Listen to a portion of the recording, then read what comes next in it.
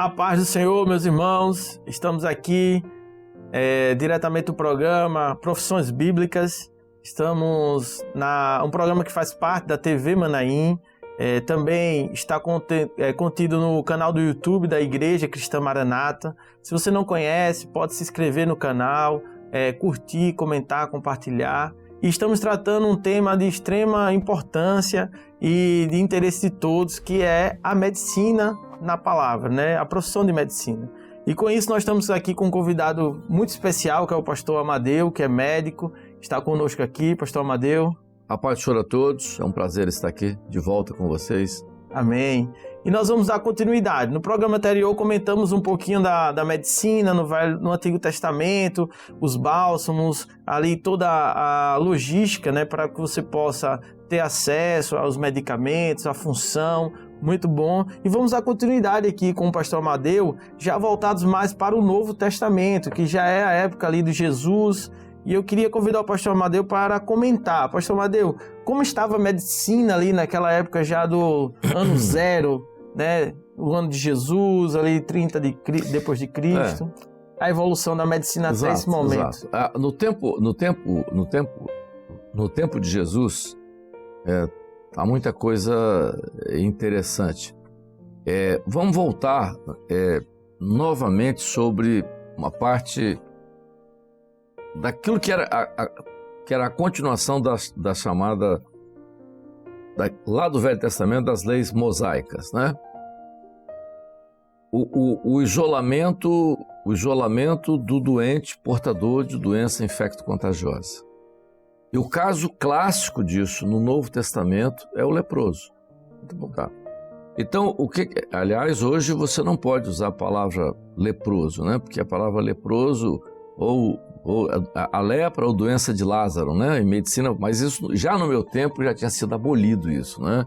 É uma palavra que não se usa mais. Em medicina, essa doença existe hoje com o nome do cientista que isolou a bactéria causadora da doença, que foi Hansen. Então, por isso que o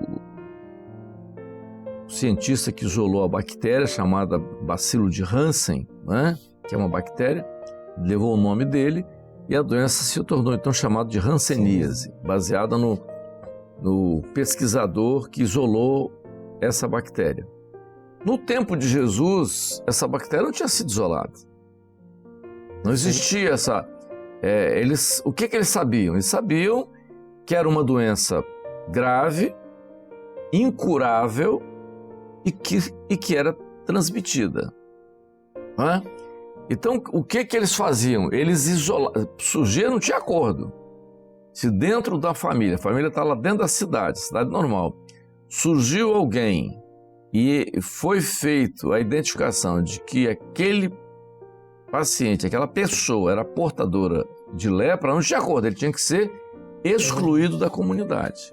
Era um processo de isolamento para proteger toda a comunidade. Então eles eram expulsos da comunidade, não tinha jeito. Eu falei, podia chorar, podia reclamar, podia fazer o que for, não tinha jeito. Isso independente também da posição social. Nada, não tinha. Era. E a doença não tinha cura. Você correu o risco de matar toda a comunidade.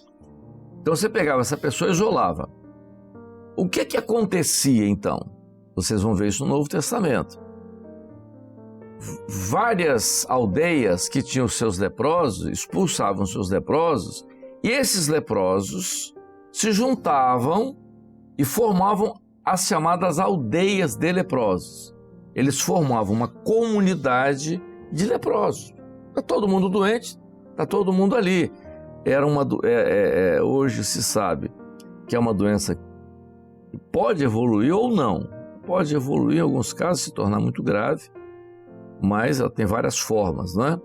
Então eles criavam as comunidades ali onde eles plantavam, cultivavam, sobreviviam ali como comunidade de leprosos. Isso vê claro, Jesus passa perto de uma aldeia de leprosos, quer dizer, uma comunidade dessa, quando um deles vem ao encontro de Jesus, né?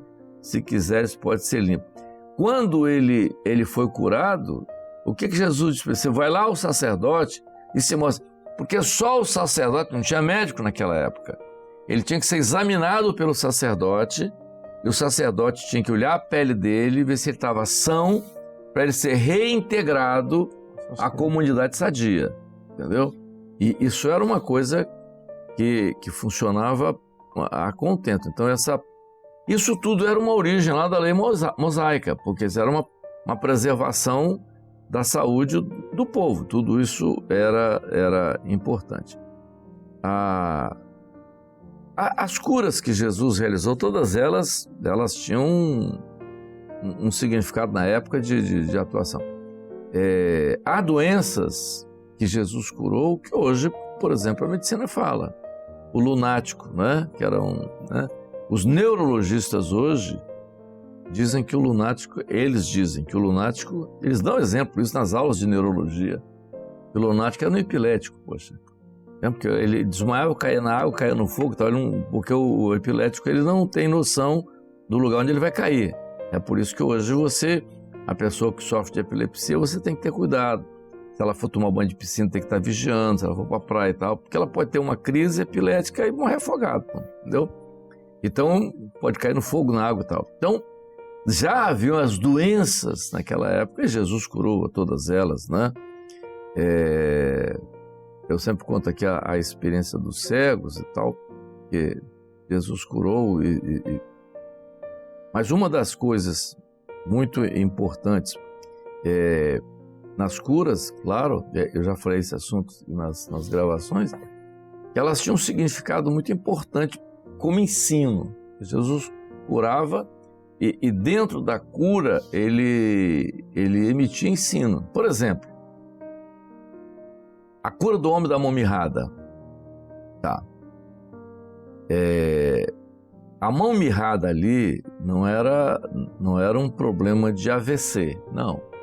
A mão mirrada é uma doença que existe hoje. Você pode ter uma doença articular grave e você ter um processo, você pode ter um processo, as artroses graves, né? Uhum. As artropatias graves, levando a...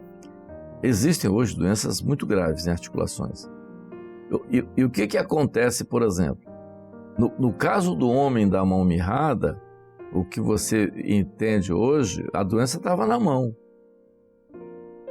É diferente quando você tem um problema É diferente quando você tem mão normal e a lesão é cerebral. Tá, você teve um AVC, né, e você tem uma hemiplegia à direita, né? Quer dizer, você tem um comprometimento das funções, né, musculoesqueléticas do lado direito, né, por causa da lesão que você teve, lesão cerebral que você teve.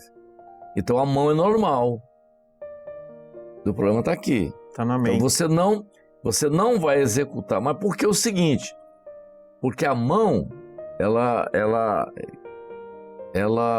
é totalmente... Na mão você tem um dos órgãos mais importantes, que é o tato, que é a sensibilidade. Então quem comanda a mão é o cérebro. Você tem... Tudo bem, então, por exemplo, o pianista e tal, ele desenvolve todas as habilidades dele. Aí você diz assim, ele desenvolveu isso foi com a mão. Não foi a mão que desenvolveu. E nada com a mão. O desenvolvimento foi aqui. Entendeu? Ele teve um desenvolvimento cerebral para habilidade. Tanto que o pianista renomado, ele é capaz de... Ele não acompanha, às vezes, o movimento da sua mão. Ele toca e ele não consegue, às vezes, visualmente acompanhar os movimentos. Então, a rapidez que há do comando cerebral disso. Nos pianistas, os renomados pianistas, você vê, ele está com a mão para cá, olhando para lá, e para cá, entendeu? Então, isso é uma coisa... Então, no caso, por exemplo, do homem da mão mirrada, o problema não estava aqui, o problema estava aqui. Entendeu? Estava no membro mesmo, né? Então, o comando cerebral era normal. Uhum. A mão é que não executava.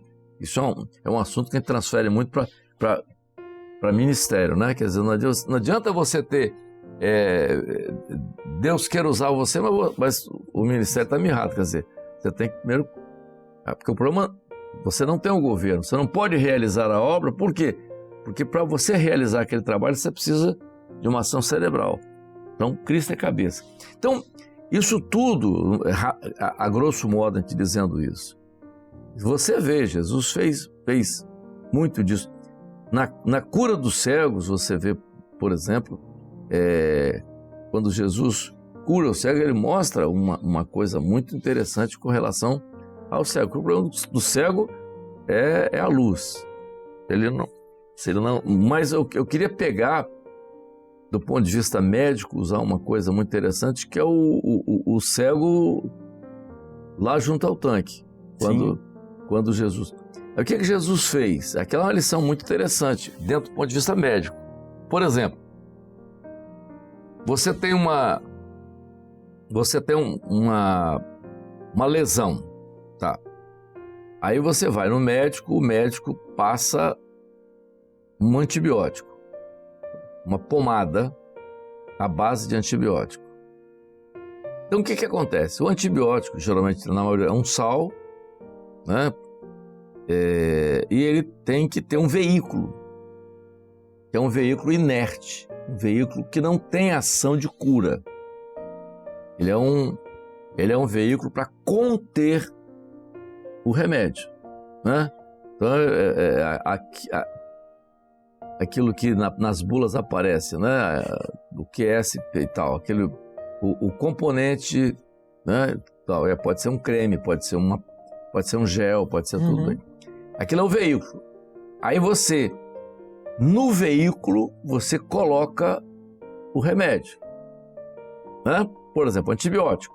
Então, colírio de garamicina. O que vai tratar a infecção ocular não é o líquido que está ali, que é o veículo. Não é a pomada que você vai colocar lá na ferida. Não é o veículo, é o antibiótico que está no veículo, né? Contido ali, entendeu? Então, o veículo. Quando Jesus cospe no chão, o barro é o veículo. Muito bom. Mas o que restaurou a vista ao cego não foi o barro. O que restaurou a vista do cego foi aquilo que saiu da boca de Jesus. Então, foi a saliva. Então, o barro foi o veículo para a cura do cego. Então, o que Jesus estava mostrando ali? Usou uma coisa de tratamento. Então, por exemplo, o que vai curar o cego não é o barro que sou eu nem você, mas é aquilo que Deus usou você como veículo.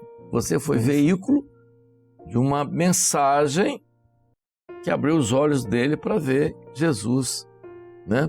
Na sua experiência, a experiência de salvação. Então, isso é muita coisa de que Jesus usa.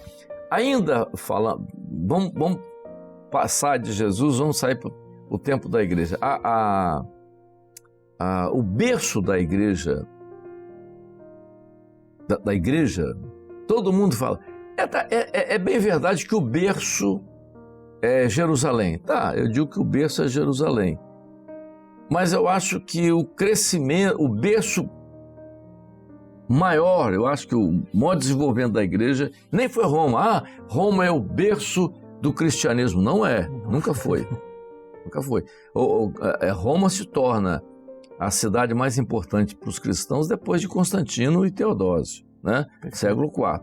Mas podemos dizer assim, o berço mesmo da igreja gentílica, porque a igreja começa em Jerusalém, era de judeus que se converteram. Mas a igreja gentílica praticamente começa em Antioquia. E Antioquia, o que era Antioquia? Antioquia, uma cidade helenística, né, fundada por Alexandre o Grande, na época do Império Greco-Macedônico. E qual a importância, o que chama a atenção em Antioquia? Lucas. Perfeito. Lucas nasceu em Antioquia, se converteu, né? A maioria acha que Lucas era filho na fé de Paulo, e Lucas foi muito importante como médico na igreja de Antioquia, tanto que o Novo Testamento cita Lucas como um médico amado. A carta de Paulo aos Colossenses chama Lucas de o médico amado. Aí você diz assim, foi importante isso? Como que foi importante? Eu vou dizer para você como que foi importante. Nós não temos dúvidas de que Paulo foi o maior doutrinador da igreja primitiva, claro, né? A terceira viagem missionária de Paulo, ele praticamente doutrinou aquilo que ele tinha evangelizado. Mas há uma colocação extraordinária, doutrinariamente, colocada por Paulo, e é médica. Igreja, corpo de Cristo. Muito bom. Entendeu? Então, quando Paulo chama a atenção da igreja, porque Paulo, quando descreve o funcionamento da igreja, aí, alguns escritores escreveram sobre isso. Talvez Paulo tenha sofreu uma grande influência de Lucas. É possível. Então, Paulo, quando ele escreve sobre o funcionamento da igreja, para mim, o maior legado de medicina no Novo Testamento é comparar o funcionamento da igreja como um corpo humano. O corpo humano, do ponto de vista médico, o corpo humano ele tem disciplina e governo. Tá. Um órgão não se envolve na função de outro órgão. Entendeu? É por isso que na igreja cada membro tem uma função e a função não pode ser isolada, nem particular, nem ela tem que estar inserida no corpo. Por quê? Então isso é disciplina. E todas as funções no corpo sofrem a ação de um governo. Cabeça. Então Paulo diz, a igreja é corpo, mas o cabeça é Cristo. Todo mundo sabe disso hoje, isso é médico. E todo mundo sabe hoje que se o sangue parar de circular dentro do corpo, a primeira parte do corpo que morre é o cérebro. Então, se o Espírito Santo não opera na vida da igreja, a igreja é um corpo morto. Isso é um legado de medicina dentro dos ensinos de Paulo extraordinário. Há muita coisa. Eu poderia ficar aqui a tarde toda conversando com vocês sobre várias... É que nós estamos em cima da hora para parar. Mas veja só, uma série de coisas que nós podemos avaliar. Doenças do corpo, você vai ver que é ponto de vista médico. Você vai ver a importância do sangue hoje nos diagnósticos. Tudo. As doenças autoimunes. Podiam parar aqui hoje e falar assim, doenças autoimunes, pegar só as cartas de Paulo para avaliar isso. Então, o Novo Testamento, as cartas de Paulo, claro que com a influência de Lucas, que era médico, tem uma importância muito grande no funcionamento da igreja. Há muita coisa interessante. Pra vocês terem uma ideia, nós temos uma infinidade de assuntos dentro dessa matéria que se chama corpo. Muito bom, pastor. Muito obrigado. Já agradecendo aqui, já caminhando também para o final do episódio, já até alongamos um pouco, né? Mas muito importante que o senhor pontuou é a questão profética da igreja, né? A comparação da igreja como corpo de Cristo, com o governo que é o Senhor, o cabeça, o sangue, que é o Espírito Santo que governa hoje, né? Que leva todas as informações do cabeça ao corpo.